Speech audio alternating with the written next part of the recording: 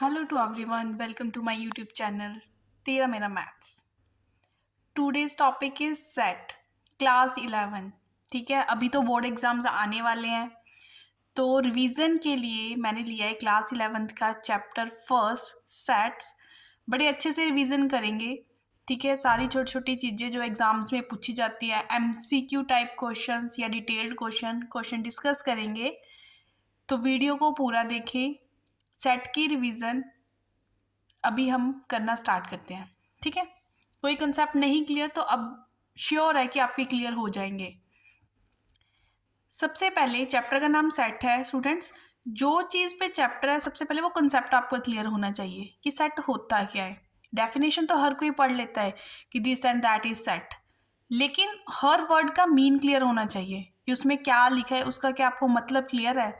जैसे स्टार्ट जो जो बोल रही हूँ वही पढ़ो, दैट्स इनफ। ठीक है, एग्जाम्स के लिए काफ़ी है।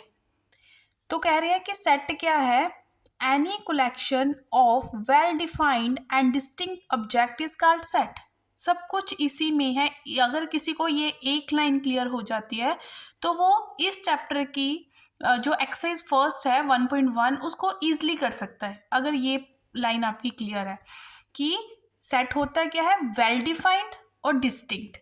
ठीक है, उनकी कलेक्शन करनी है जो चीज़ें बिल्कुल क्लियर है, वेल डिफाइंड है एंड डिफरेंट डिफरेंट होनी चाहिए, वो सेट होता है। ये दो वर्ड्स देखना, इसके रिगार्डिंग क्वेश्चन करेंगे जहाँ पे बच्चे कंफ्यूज होते हैं। वेल डिफाइंड एंड डिस्टिंक्ट मतलब क्या बोल रहे हैं ये।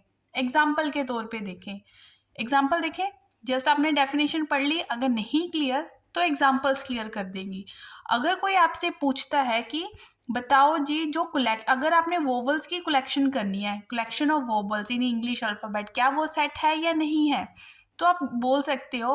अगर मैं क्लास में दो स्टूडेंट्स को खड़ा करूँ और बोलूँ कि आप बताओ कि वोवल्स क्या है, तो वो बोलेगा AEIOU।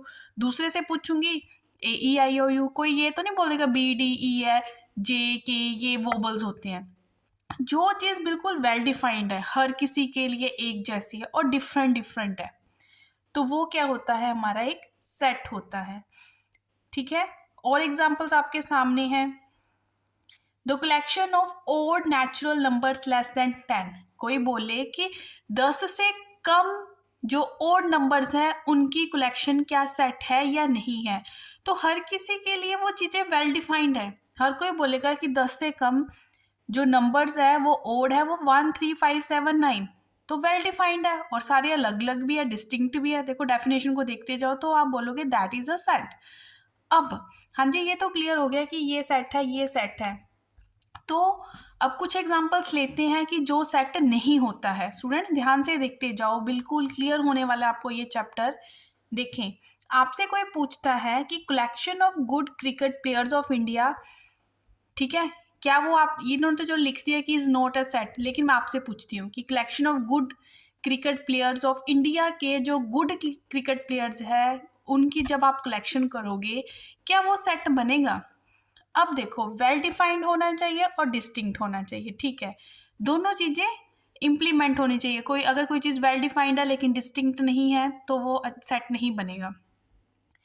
देखो, गुड की जो डेफिनेशन है पर्सन टू पर्सन क्या डिफर होती जाती है। जो चीज़ें मेरे लिए गुड है, क्या पता दूसरा बंदा उसको गुड ना समझता हो। जो मेरे बेस्ट क्रिकेटर्स हैं, ठीक है, क्या पता दूसरे के लिए कुछ और हो। तो ये अगर आपसे कोई अच्छे बुरे पे कोई भी क्वेश्चन पूछा जाता है तो वो वेल डिफाइंड नहीं होता, क्योंकि गुड और बैड की definition person to person vary करती है। तो कोई भी इस तरह की कलेक्शन आपसे पूछी जाती है तो वो सेट नहीं है। क्लियर। सेकंड देखो, एग्जाम्पल बोलते हैं कि बताओ जी क्लास 11 के ब्राइट स्टूडेंट्स कौन कौन से हैं। ब्राइट स्टूडेंट्स कौन कौन से, देखो ब्राइट स्टूडेंट, अब मेरी नज़र में जो ब्राइट है दूसरा टीचर बोले कि नहीं ये नहीं, वो वाले ब्राइट है क्योंकि उसका सब्जेक्ट दूसरे बच्चे अच्छा कर रहे हैं। ब्राइट उस जिसका सब्जेक्ट न जिस टीचर के स्टूडेंट्स उसके सब्जेक्ट में अच्छे हो उसके लिए वो ब्राइट होगा। अगर कोई मैथ्स में अच्छे मार्क्स ले रहा है, हिंदी में नहीं ले रहा, तो मैथ्स वाले के लिए वो ब्राइट होगा, हिंदी वाला बोलेगा ये तो ठीक ठाक ही है। मतलब वही वेरी हो गया। वेरी हो गया मीन्स इस तरह की कलेक्शन कभी भी पूछी जाती है वो हमारे लिए क्या होगा, सेट नहीं होगा। ठीक है। ब्यूटीफुल, रिच पर्सन, हर किसी के लिए अलग अलग डेफिनेशंस है, तो जो पर्सन टू पर्सन वेरी करे तो वो सेट नहीं है। क्लियर। नेक्स्ट आता है रिप्रेजेंटेशन ऑफ सेट। सेट को हमें किस तरह से रिप्रेजेंट करना होता है। देखो, दो तरह से हम सेट्स को रिप्रेजेंट कर सकते हैं। एक हमारी होती है रोस्टर फॉर्म, ठीक है, रोस्टर फॉर्म में लिख सकते हैं, और रोस्टर फॉर्म दूसरा हो गया हमारा सेट बिल्डर फॉर्म। ठीक है, ये हमारी क्या होगी, सेट की रिप्रेजेंटेशन या सेट की दो टाइप्स होगी जिस तरह से हम उसको रिप्रेजेंट कर सकते हैं, सेट बिल्डर फॉर्म। ठीक है, इसके रिगार्डिंग पहला सेट के तो हमें डेफिनेशन क्लियर होगी कि किसको सेट बोलेंगे किसको नहीं बोलेंगे। दूसरा टॉपिक आता है हमारे पास कि सेट को किस किस फॉर्म में रिप्रेजेंट कर सकते हो। ठीक है, अब हम इसके रिगार्डिंग एग्जांपल्स कर लेंगे तो ये टॉपिक भी हमारा क्लियर हो जाएगा। ये क्लियर तो फिर से वही, अभी हम एक्सरसाइज 1.1 का जो बेसिक है वो समझ रहे हैं। ठीक है, वो समझ रहे हैं। अभी आप देखें, जैसे मैंने बोला कि एक आपने सेट लिखना है ए। जो सेट है, बच्चों ध्यान से सुनो, जो सेट है वो हमेशा कैपिटल लेटर्स में ही लिखा जाता है, उसकी रिप्रेजेंटेशन हमेशा कैपिटल अल्फ़ाबेट से ही होगी। ठीक है, capital A, capital B, capital C. लेकिन जो सेट के अंदर एलिमेंट्स होते हैं वो हमेशा स्मॉल लेटर में लिखे जाते हैं। अगर मुझे कोई बोले कि आपको एक सेट लिखना है वोवल्स का एक सेट लिखो, देखो सेट को सबसे पहले कर्ली ब्रैकेट्स के अंदर लिखा जाएगा।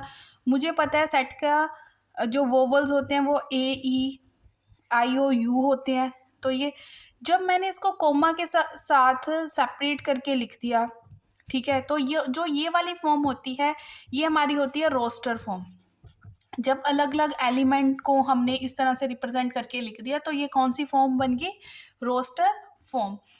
अगर आपसे, ये तो रोस्टर फॉर्म की होगी, जो कोमा के साथ सेपरेट होगी चीज़ें वो रोस्टर फॉर्म। अब एक एग्जांपल हम लेते हैं जिसमें हमें पता चले कि सेट बिल्डर फॉर्म कैसे लिखी जाती है। चलो सेट बिल्डर फॉर्म की ले लेते हैं। देखो हमें इस तरह से दे दिया एक एग्जांपल देख लेते हैं, जैसे आप बुक में देख सकते हो। कहते ये हमें एक सेट दे दिया, मतलब सेट बिल्डर, मतलब हमें रोस्टर फॉर्म दे दी, ए इज इक्वल टू 1 2 3 4, 1 2 3 4 है। ठीक है, अब इसी चीज़ को हमने सेट बिल्डर फॉर्म में कन्वर्ट करना है। सेट बिल्डर फॉर्म में कहते हैं हमें एक सेट दे दिया, सेट में एलिमेंट्स है, ठीक है, 1 2 3 4। बच्चों आप देख सकते हो इसको मैंने कोमा के साथ सेपरेट किया, तो इट मीन ये रोस्टर फॉर्म होगी।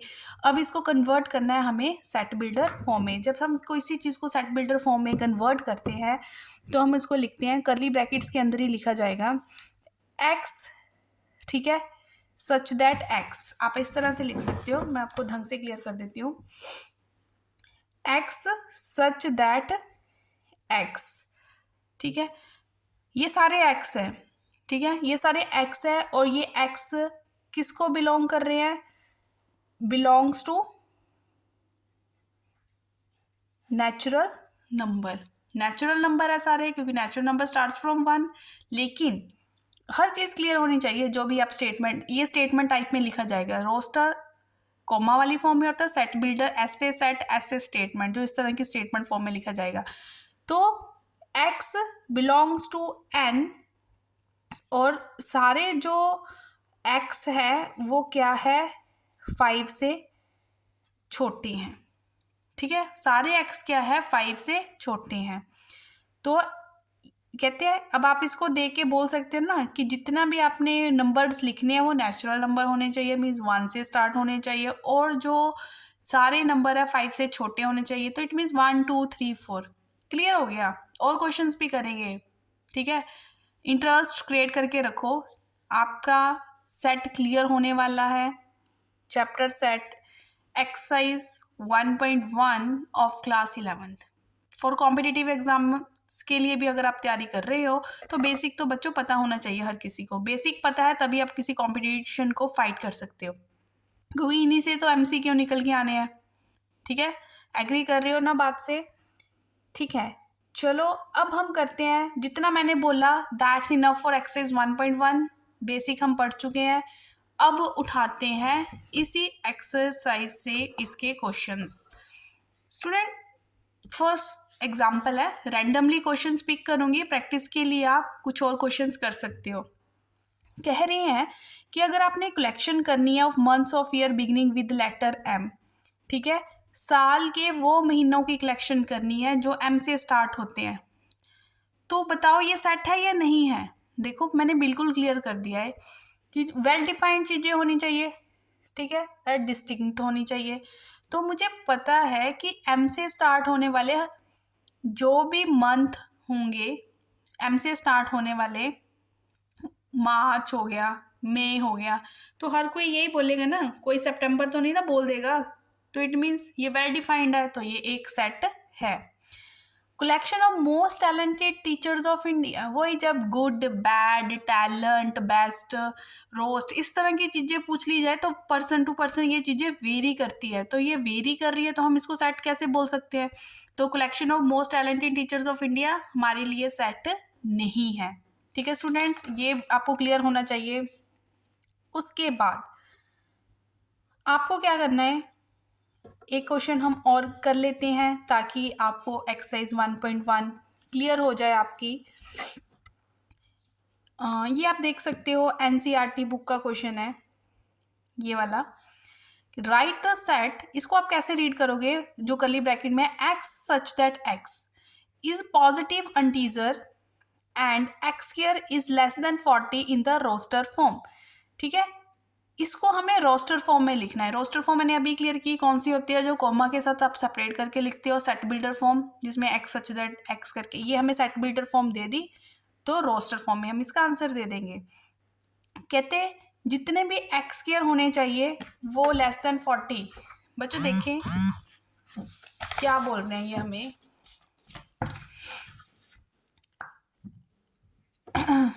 एक्स स्क्वायर लेस देन 40 होना चाहिए। मेन कंडीशन इस पे हमने क्या बनानी है, रोस्टर फॉर्म लिखनी है। देखो और साथ में ये भी बोला है x square is less than 40।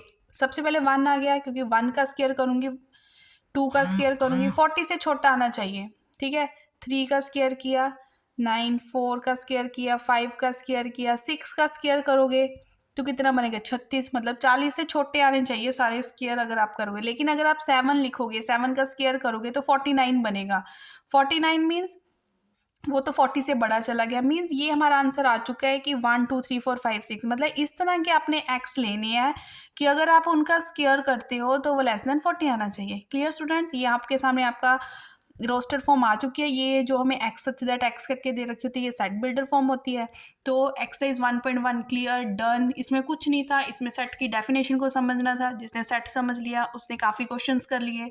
ठीक है, कौन सी चीज़ सेट होती है, कौन सी चीज़ सेट नहीं होती है। सेकंड आपको क्या समझना था यहाँ से कि जो सेट है उसको हम दो वेज में, दो तरह से रिप्रेजेंट कर सकते हैं। एक होती है हमारे पास रोस्टर फॉर्म, दूसरी होती है set builder form. And what is roster form, जो कोमा के साथ हम सेपरेट करके लिखते हैं वो हमारी रोस्टर फॉर्म होती है। और जो एक्स सच दैट एक्स करके हमने कोई बात बोलनी हो वो हमारा होता है सेट बिल्डर फॉर्म। क्लियर, सारा रिवीजन फिर से मैं कर रही हूँ ताकि आपको ये चैप्टर क्लियर हो जाए।